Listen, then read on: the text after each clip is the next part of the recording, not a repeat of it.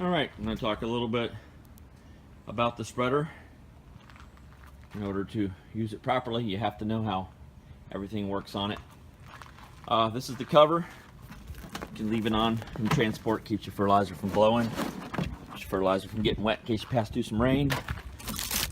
Let me show you a little bit about the inside. And you'll be working from here. So when I say right side, I'm talking about that side where the side shield is, which we'll go over. Take out the strainer here.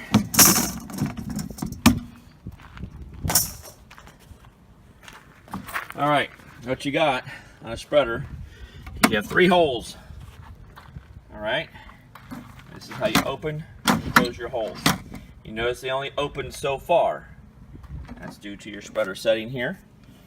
All right, if we wanted to open them further for cleaning purposes or something like that, we're moving this way.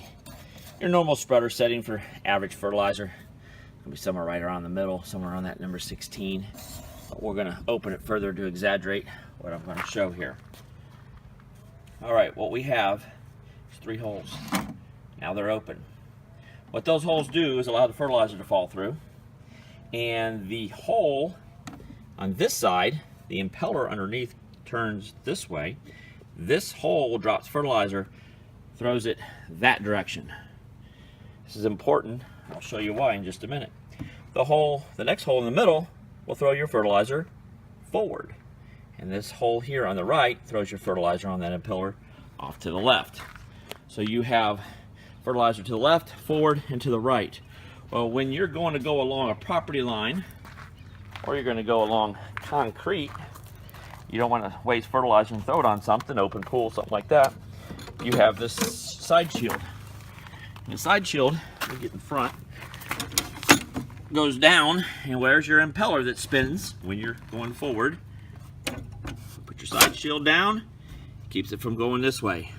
But because the holes that I showed you, this hole is still going to throw fertilizer against the side shield. You don't want that. There's a button right here that you push in, it slides in, and what it has done, it has closed that 3rd hole. Now you're not throwing fertilizer. Let me get back around to the handlebars. Now you're not throwing fertilizer to the right, which is helping the side shield do its job. All right, side shield down, 3rd hole closed. Now that middle hole here throws fertilizer forward, this one throws it to the left, and you're clean to the right. And that's what helps this machine be clean. This is a Let's Go hopper. I prefer Let's Go hoppers. Some people may use a different type of hopper, but if you're even using a Let's Go push spreader, it's the same setup. The only difference is this one's powered by a Honda motor, which runs a pump, and this is how you make it go forward. Is this lever right here's your handlebars. Just take 2 fingers. The more you move it this way, the faster forward it goes. That's a valve opening up. Now, basic starting on any spreader, if you receive one from me, you'll notice that the gas will be off for transport. Same thing you should do if it's bouncing around in the back of a truck is have the gas off. That way it won't flood the carburetor if it does ride rough. But to start it, you turn it on. This is your choke. This is your throttle. And this is your on-off switch. So to start it, you turn it on. Typically, you turn your choke on. Maybe give it a little bit of gas. And 1 or 2 pulls, it should start. Warmed up. Turn that on. Now to run it, to use it, you can run it wide open. Here's the throttle. As you move that forward and slow it, that's it. No more pushing.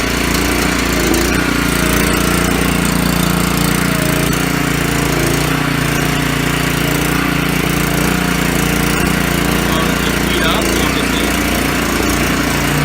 Slow down.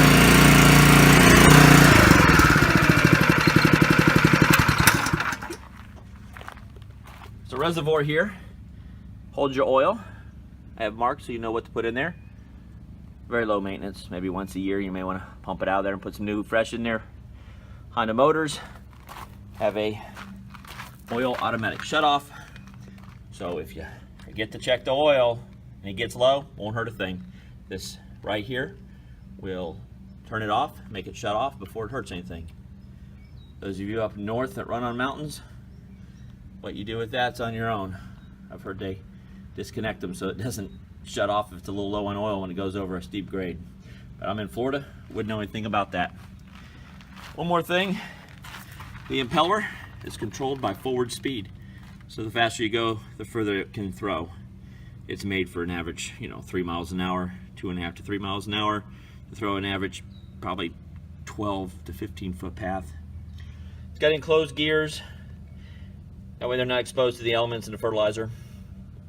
Got shear pins, one there, another one there, and this one here, and they're all exactly the same, and they're not roll pins, so if you do shear one, they come out easy and you slide a new one in easy. Obviously that's a differential there with spider gears, allows you to make sharp turns without having posi traction when you're turning outside tire will pull. Maintenance is pretty simple on greasing. An axle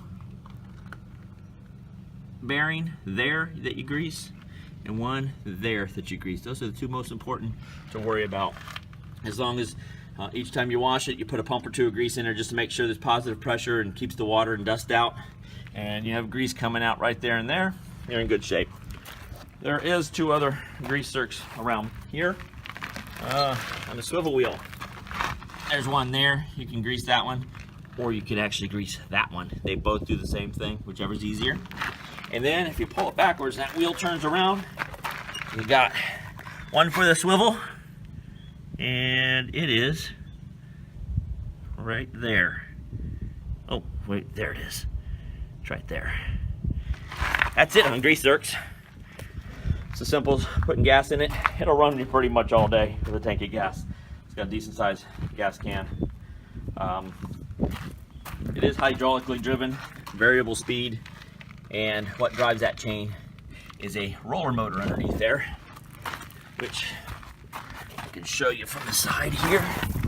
See, you run your forward speed with that lever, goes down to a valve, and that valve has fluid going through it from that pump, and that's all that motor runs is that pump. So there's no strain or wear on this motor. It runs very easy. And then that pump, as you open that valve, will send fluid to the motor down here, which I'll show you from the other side.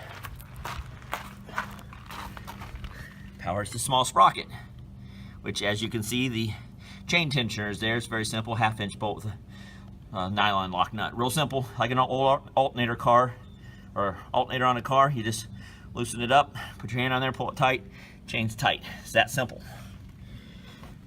I think that's about everything I have for you. Hope this explains how the machine works a little better.